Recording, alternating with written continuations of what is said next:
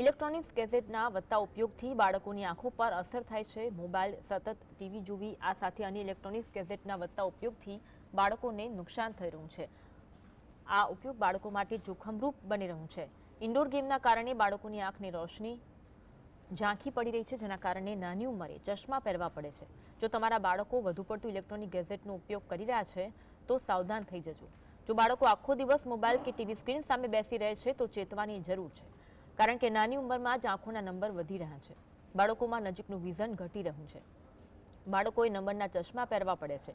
બાળકોની આંખની રોશની ઝાંખી થઈ રહી છે, જેનું કારણ છે લાંબા સમય સ્ક્રીન સામે બેસી રહેવાનું।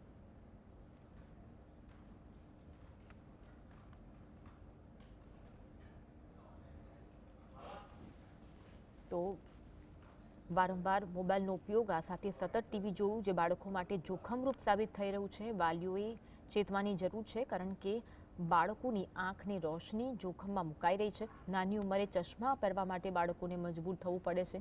જો તમારા બાળકો વધુ પડતું ઇલેક્ટ્રોનિક્સ ગેજેટનો ઉપયોગ કરી રહ્યા છે તો હવે સાવધાન થવાની જરૂર છે।